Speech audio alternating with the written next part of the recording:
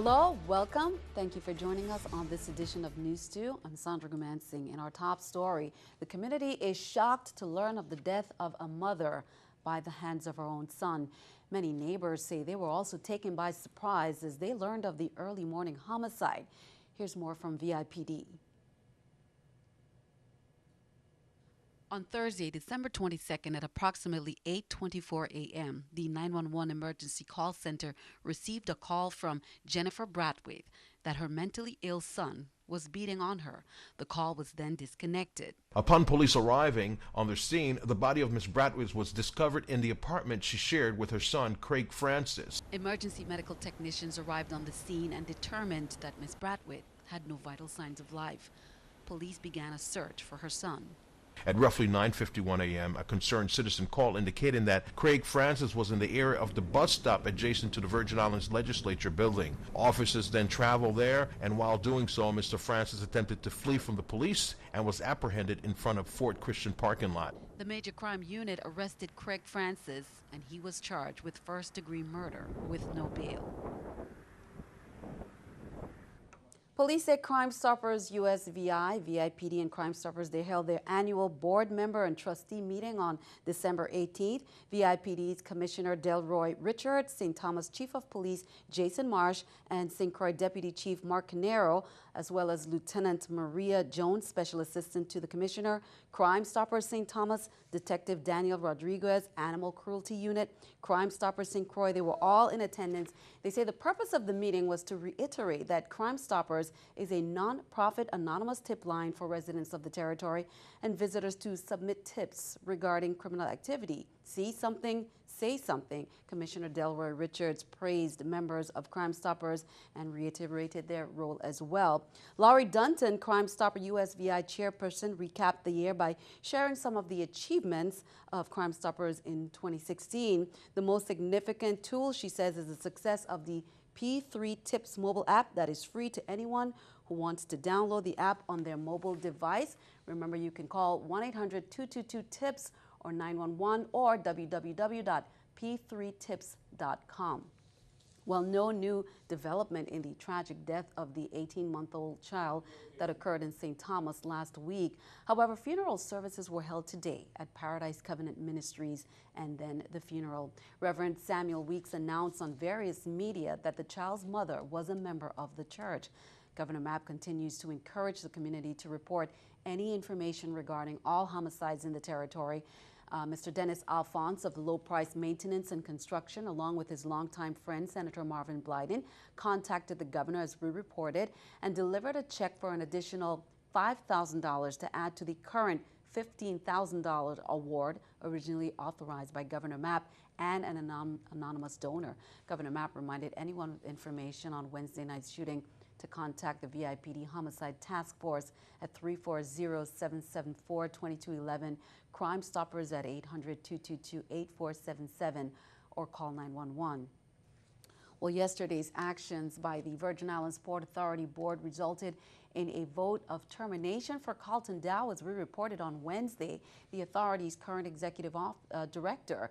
Dow has issued a statement on the termination and continues to voice support for the authority and its employees. Richard Dorsey for News 2 spoke with Carlton Dow and shares his report. Five-term Senator Carlton Dow from the St. Thomas St. John district was let go of his position on Wednesday from the VI Port Authority as the board decided to end his contract. Carlton Dow was able to speak with News 2 and shares this. Well, good afternoon to the listening public. Yesterday about 10:30 going on 11, the board had a meeting. We had a meeting, and in the executive session, they voted 5-2 to terminate my contract, and that's part of the process. So, like I said to them to their face, I have no animosity. I understand about the program, but I felt good as to the major accomplishments we made. Carlton Dow comments on some of the pending projects that he's been able to oversee. You know, the Gallows Bay project, the bids are out now. We have $10.6 million in Tiger Grant in St. Croix out. The Red Oak project in St. Thomas is out. So I feel comfortable that we have worked hard. And the big thing for me is, though, they indicated in emotion they were exercising this without cause. And I want to underscore that, without cause, which means I have no problem to honor my contract. we're good. Carlton Dow extends his holiday wishes to the VI community and residents. I continue to talk to the 350 plus employees who work very closely with me, and in fact, I would like to take the opportunity to wish the entire community season's greetings, Merry Christmas, Happy New Year, and everybody be safe. Carlton Dow, a 5-term senator, stepped from the legislature to the top position in the Port Authority in January of 2013. Richard Dorsey, News 2. Assistant Executive Director David Mapp, brother of Governor Kenneth Mapp, was chosen by the authority's board to be the acting executive director of the Virgin Islands Port Authority. Well, ahead of the holiday festivities, the 31st legislature of the VI dealt with an array of bills and amendments during the last session for the year. The Juan F. Louis Hospital, through Bill number 31-0496, was able to receive reallocated funding from the Herbert Grigg Home for the Aged to fund the Juan F. Louis Hospital's heating, ventilation, and cooling system, which was a part of the issues surrounding the recent CMS findings. Senators found funding for several other initiatives and projects, from public school repairs to road improvements. Senators Rivera O'Reilly and Sanes made amendments to provide $1,000 to the St. Croix Central High School for foreign language students to travel to Puerto Rico, and $250,000 to renovate the school's music room, including the purchase of instruments. $1 million appropriated from the St. Croix Capital Improvement Fund to improve the Estate Sion Hill and Estate Calcahoon roads on the island of St. Croix. Other bills supported organizations such as Catholic Charities of the Virgin Islands, the West Star Steel Orchestra, and We From Upstreet, Inc. The governing board of the Virgin Islands Water and Power Authority, at its final meeting of 2016 on Thursday, approved a fuel hedging strategy for LPG aimed at reducing and stabilizing the cost of over the next 3 years. The meeting was held on St. Croix. In explaining the hedge projections provided to WAPA by its consultant, Risk Revenue Energy Associates Executive Director Julia Reimer Sr. said that the authority previously purchased about 2 million barrels per year of fuel oil for electricity generation purposes at an annual cost of $240 million. To reduce the amount of money we pay, he says, for fuel, we have changed the primary fuel type to LPG. A hedging strategy for LPG will enable WAPA to obtain the most favorable market prices for its fuel needs. Reimer said the hedge was developed for up to 75% of the utility's projected fuel. In other action, the board approved a change order to an existing contract with automatic generation control for some 58 days to facilitate training of WAPA personnel. The extension of time at no cost to the authority will ensure that personnel are trained on the system that allows for power adjustments in response to load changes. The system can determine the activity of WAPA's energy resources and provide efficient service while simultaneously minimizing cost. Well, 3 days after a semi-truck barreled through a Berlin Christmas market, killing 12 and injuring 48, the prime suspect is still at large. Scott McLean reports on the investigation. German investigators are learning more about Anis Amri's past. It's his current whereabouts that's harder to pin down. So we all focus our work on efficient ways in order to arrest the perpetrator. Amri is a 24-year-old Tunisian and the man suspected of driving a truck through a crowded Berlin Christmas market. 3 days later, he's still on the run, but authorities say new evidence connects him to the crime. Today, we can tell you that we have additional indication that the suspect is the attacker. In the driver's cab, we found fingerprints. A man claiming to be Amri's father says he left for Italy 7 years ago after dropping out of school. Italy considered him a petty criminal, jailing him for arson. But in Germany, he was a potential terrorist. Police investigative files show he had discussed launching an attack in Germany several times before, a reality not surprising to the German chancellor. Theoretically, we have known for a long time, and the minister mentioned it, that we are a target for the Islamist terrorists. Police raids in West Germany have come up empty. Experts suspect Amri, likely armed and violent, has the support of a terror network. That's all very worrying because it suggests he has other people who can help him hide, but also other people that may be able to furnish him with more weapons, even with explosives. Meanwhile, the Christmas market in West Berlin reopened today with extra security, proof that Berliners are carrying on, just not as usual. In Washington, I'm Scott McLean. Keeping our eye on the economy, the Mario Brothers continue to be a big hit for Nintendo. Nintendo's app, Super Mario Run, just hit a new high. The Japanese firm's first mobile game was downloaded more than 40 million times off of Apple's App Store in just 4 days. That sets a new record for a single app downloaded over that period of time. But Super Mario Run's high price tag appears to be a sticking point. After downloading the game, only a tiny portion of users forked over the one-time $9.99 fee to unlock all of its levels. Data collected by a mobile analytics firm shows the game earned $14 million in 3 days. That's with 37 million downloads. So only about 4 out of every 100 users actually paid the fee for extra levels. Here's a look at the stock market watch at the New York Stock Exchange. According to the numbers there, we can see everything down. The Dow down 23, NASDAQ down 24, S&P 500 also down 4. Coming up on News 2, we have "'Tis the Season" and some CAHS students serenaded some other students by surprise. That's coming up next. Don't miss the highlights.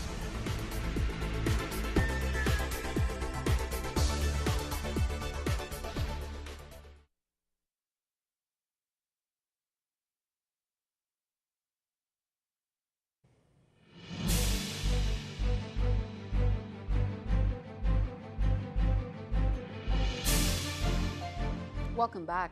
The online assessments were administered, and as we reported on Wednesday's newscast, the Department of Education announced the results of its 2015-16 Smarter Balance assessments in English Language Arts and Mathematics. Officials all say while they are encouraged by gains made this year compared to first-year scores in 2014-15, they say we continue to work hard to ensure growth is accelerated. The test was administered to 6,983 students. According to the results, about 6.7% of all students tested met or exceeded standards in mathematics, while 9.3% of all students tested below or near standards. In the 2014-15 school year, of 7,209 students tested, 93.4% of all students tested near or below standard, while 6.7% met or exceeded standards. The annual Smarter Balance tests are aligned to the Common Core State Standard, also referred to as the College and Career Readiness Standards, that are being taught in VI public schools. And speaking of schools, the Virgin Islands Department of Education wishes to inform the community that all public schools will be dismissed at 12 p.m. on Friday, December 23rd for the holiday break. School will resume on Monday, January 9th, 2017. Commissioner Sharon McCollum encourages the community to strongly support and attend the annual Children's Parade on St. Croix on Friday, January 6th. She says this year the Department of Education will debut a new troupe featuring large-scale book characters handcrafted by students under the direction of a world-renowned artist to promote a litter-free Virgin Islands.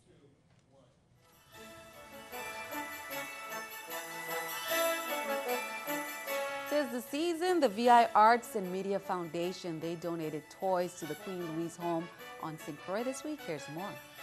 We just had our second annual VI toy drive at the Sunshine Mall, and we came to drop off presents for the kids. A lot of people don't know, various ways to collect toys for kids, how to help our community and stuff like that. So it's getting the younger local talent involved with community and give back.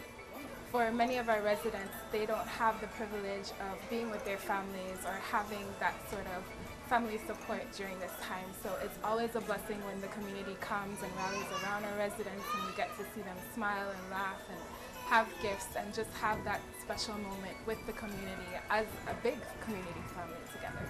We need everyday items, medical supplies, just any type of item that would help us give better care and quality of life to our residents, and just love. We're willing to be open for volunteers, for any sort of help. So if you're available, you have expertise that you're willing to lend a hand, we're welcome open arms to everyone. What a great donation. Well, who does not like surprises? The Advancement Placement Music Theory class of CAHS, they serenaded all around the CHS campus, and they visited about a dozen classrooms, spreading their chicken hawk Christmas spirit. Many were taken by surprise as the students made their way into the classroom. Let's take a listen.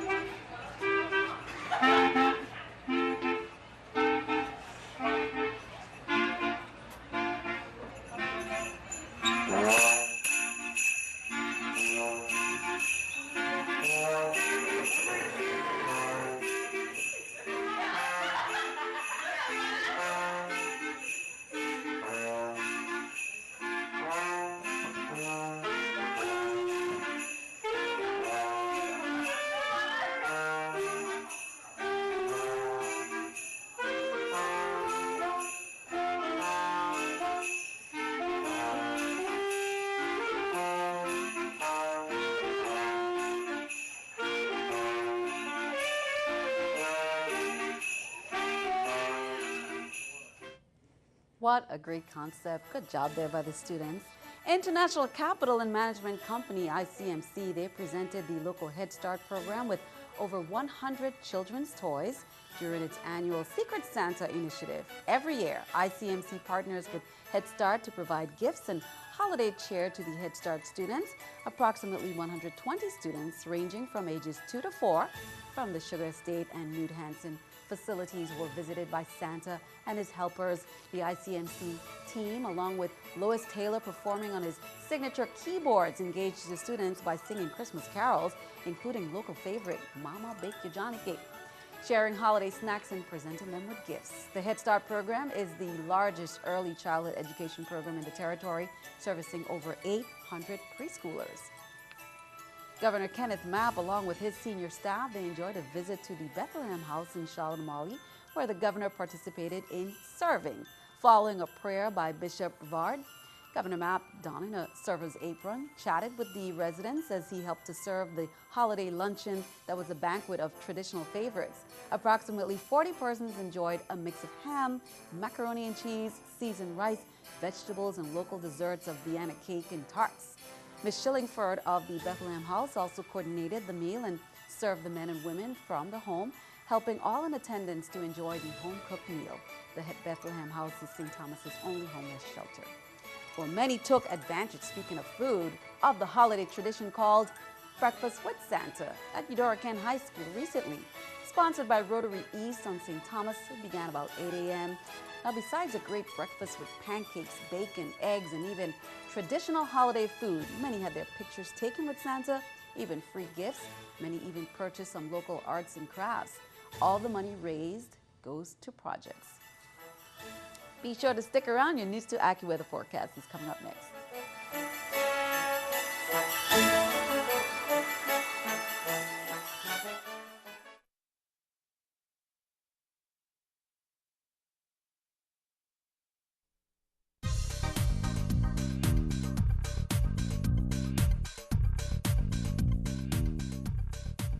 Well, as we wrap up our work week right before the holidays, we're going to have an increase in moisture. Those showers going to become more likely. We're not talking heavy showers, but we do have a big plume of moisture that's beginning to move in with these easterly trade winds. And that means for us, just an uptick in moisture for our Friday. So Friday looking to be the wettest day of the week. You can see a lot of that moisture just held off currently off towards the east of the Leeward and Windward Islands. That's going to slowly move in towards the Virgin Islands and Puerto Rico as well. So for tonight, we're looking at mostly partly cloudy conditions. Can't rule out a chance of those trade wind showers or so. Tonight, 74 degrees for our low. We head towards tomorrow, and it is going to have an uptick in that moisture, which means relatively more humid out towards St. John and also into St. Thomas. St. Croix potentially having the heaviest downpours. These are going to be passing showers, but could potentially pack quite a punch and a lot of wet weather. So small craft use caution is out on the water. We do have these waves 4 to 8 feet. Winds out the east 15 to 20 knots. Some of those swells reaching slightly higher.